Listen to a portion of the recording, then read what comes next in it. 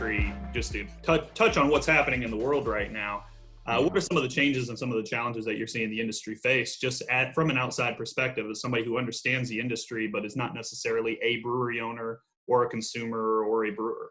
Yeah, I mean, I think a lot of the stories that fascinated me just a few months ago before COVID really kind of changed the narrative and perspective of things, maybe just got ramped up a little bit because of it, to be honest. Looking at the last 5 years that I've written about the beer industry with consistency for publications, one of the biggest stories has been the proliferation of the small brewery. That, in that time, we've added 5,000-6,000 breweries, and the way that's changed how these breweries have operated. So those small breweries that I was writing about for Good Beer Hunting years ago, the on-premise breweries that are now kind of the ubiquitous nature of what happens when a business opens, the way that's had to shift their business model and how they think. And that was honestly kind of the bedrock of why we created the Sightlines premium model, because we saw that so much was changing rapidly that, people had to create or alter their business models pretty regularly, because as you have more competition, you have to think more specifically and with more intent about what you do. And so I think those small things, the access to market, that was really interesting to me, and how people were approaching whether they would go in grocery stores or convenience stores, or if they really only thought they would ever be a taproom-only brewery. Those started to be very compelling questions at a time when things started to shift a bit drastically because of COVID. And which has now amplified that to like the nth degree, that these businesses now just don't only have to think about what it means if they will distribute, but how fast can they get distribution? And will they ever be able to have their tap room be the way it was before? Or will they have a tap room at all and stay open? And so the stories that I think I was paying attention to and kind of fascinated me with all these little pieces of nuance. You could talk about where you're selling beer, and that could be in a grocery store, and that turns into the format: 6-pack, 12-pack, 19.2 ounce cans. It just kind of like, it's a flow chart in my mind where like I start in one place and it just kind of like shifts constantly. And part of that shift right now is simply just the way that the coronavirus is changing the way everyone has to react. Yeah. So in the interest of not asking you to look in your crystal ball and predict where things are going in the industry, I think one of the things I get the most out of you is just the fact that you see the industry in a different way than most people do. The way that you look at it, you see some of the strings that are going on behind the scenes, and you are looking not only for where that's going to lead, but where those strings are attached to and what that might mean as far as greater implications. So being someone who is an insider, who is in this industry and has been writing about it for so long, how do you feel that has kind of changed the way that you view the industry and the way that you kind of look at some of these stories? Yeah, to be honest, I think one of the things that's always helped me keep perspective and find the paths that I follow is not thinking as an insider at all. Is knowing that, a lot of people who read my work before and now are deep in the weeds like me. Like you and I, like we are the big fans. We're passionate about this. We think about beer in all sorts of ways all the time. But the way that the industry changes is different for the 5% of people who love craft beer with a burning passion like I do, and the 95% of the world who still call it craft beer or microbrew or, their preferred version, or what they know is Sam Adams or Sierra Nevada, New Belgium. Yeah. And keeping that wide scope of what it means to not just, lose yourself in your own kind of networks and groups and extrapolating that to what you think is happening elsewhere, but always thinking about it from the perspective of that 95% who maybe know what craft beer is or have heard of craft beer, but maybe don't know what an IPA is, or know how to talk about beer in the terms of, I don't like something that's hoppy, but not knowing what that means. Or I don't like dark beers and not knowing what that means because they had an experience with Guinness that they didn't like long ago.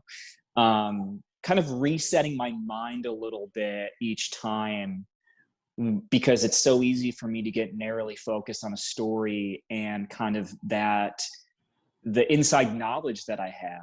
But taking that step back and thinking about, okay, but what does this mean wider? And what does it mean to the broader public? Especially, that's really helpful right now when so much of what's happening in sales and volumes and discussions, whether you're inside as a brewery owner or a distributor or outside as someone who's just looking to buy beer, that's happening in very common spaces. Like everything's going through a grocery store right now. Yeah. So what does that mean? When you have both beer nerds and the most average Jane drinker who are shopping in the same place for the first time out of force, like people have to do that. There's a lot of these things that kind of like go back and forth that end up like, and I can get in the weeds in my mind, but starting from that place of what does this mean on a broad sense, I think really helps me. Yeah. So do you see it as being a responsibility of yourself as a journalist in the beer industry to take that educational component and help expose people to some more of that nuance, help inform them as to some of those things? What is an IPA? What does this mean? Or do you see more of your aim at keeping people grounded that are in the industry and keeping that focus away from their own anecdotal experiences and towards the greater consumer? I mean, so you set me up really nice there with anecdotal experience, because for people who have read any of my work before, while anecdote is important and valuable in storytelling, I really, really love the use of data to kind of back up what you're talking about and how you look at things. And that comes from, I often think about it, my background as a journalist and that hunt for why, is that I love to try to create as definitive a reason as I can to give an explanation for something. And sometimes it doesn't have to be a 100% answer, but to get as far as you can down that road. And a lot of times that's the sales data, the sales information that I can get either from, hunting through IRI, market research firm, or talking to people and having data and sales information kind of being the grounding focus of how we put things in context. But for me, and what we do at Good Beer Hunting, I think is different than what maybe other publications could do that maybe focus on aspects of style. So like Beer Connoisseur magazine, for example, like they have a reoccurring feature about like, what is porter? And for a more casual audience, that's really important. It gives them education and history and background. But for what I do in my focus with Good Beer Hunting really is to try, I think, to keep people grounded as best as I can with that data, with that information, to try to explain the why. So like I had a story that just went up this week as we're talking on the Sightlines Premium channel that focused on this idea. I kept on hearing from people that the coronavirus and what it's doing to beer sales is going to reset the way that people are thinking about beer and breweries make beer. And they kept on talking about it as traditional style is going to make this comeback all of a sudden. That couldn't be further from the truth. And, we're lucky right now, you and I, we recognize the historical value and the quality of something like Sierra Nevada Pale Ale or New Belgium Fat Tire. But the reality is these brands have been losing volume for years.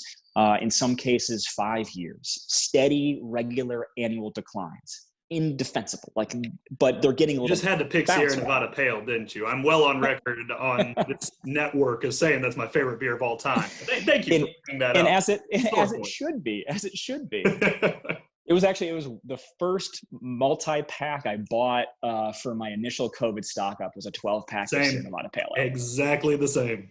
Cannot go wrong. Thinking about some of the stories that have really caught your attention, both present and in the past, are any that have really in particularly stuck out to you that you have reported on that you really think either made a difference or really just kind of stuck with you? I know there was a Michelob Ultra story you wrote that really kind of caught fire for a while there, got a few people talking and arguing. No joke. So that story, which I wrote in 2019 for Good Beer Hunting, I think it was January 2019. I had been pitching that story to Michael Kaiser and Austin Ray for months. And I had been, this goes back to This Is Why I'm Drunk days. I had been tracking for years the growth of Michelob Ultra, which every year was the most successful domestic beer brand in the United States, and nobody was writing about it. And it was showing double-digit growth every single year. And I've been pitching this idea, and it honestly came down to, look, guys, I really want to write about Michelob Ultra. I think it's a really big deal. Here are some numbers. You just got to. I really want to hear how that pitch went, because I can only imagine the reactions. It had to have started with crickets.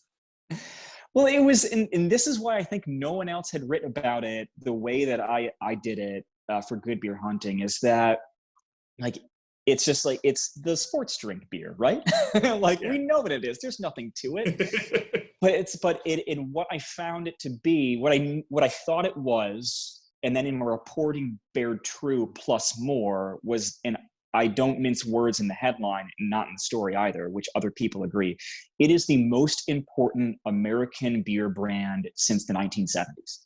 Since Miller Lite started and Bud Light followed, Michelob Ultra is the most transformative and important American beer brand in a generation or two, however you want to classify the years of a generation. That beer is one of the fastest growing and continues to be in the country. It will be a top 3 brand by the end of this year. And it is the catalyst for what we now know as the better for you movement in craft beer.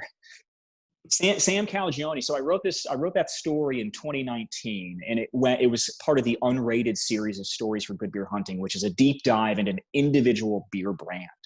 So I told this elongated backstory. I think it was like maybe 1,800 words about how that beer came to be and why it became this phenomenon. And it was, I think, a month later, I did a follow-up story for Sightlines for Good Beer Hunting about what was happening in craft beer. And you can draw a direct line to it. And, Sam Calagione at Dogfish Head has long been one of the most forward-thinking people in craft beer. And he has always been very specific about what he wants to do with his business and how he sees it in the broader context of what's happening with beer. And so, he built his business on these esoteric, weird ingredients and beers and big, bold ABVs and flavors. And then in 2019, he says, you know what? I want to be the better for you craft beer brand. And so that was, Slightly Mighty IPA. They had Sequench Ale was kind of the launch for that. And Sequench was like 3 years in a row, like the best low-cal beer according to like Men's Health and stuff like that. And Sam did a really great job. Beer reporting right there. And the way I always loved listening to it as Sam talked about it, because it always felt very specific to how he built Dogfish Head, is that it wasn't just, we're going to throw a bunch of weird ingredients at this thing. It was that for Sequench Ale, from the start, he talked, we want this to be the most thirst quenching beer on the market. And we want it to be the tastiest, better for you. Now, like by pure definition, beer is a poison.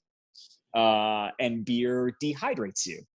Now, like, thank you again for these reminders. You're on a roll today. Let me. Yeah. Yep. Cheers. Just by virtue of what beer is, it is these things to your body, like objectively, scientifically speaking.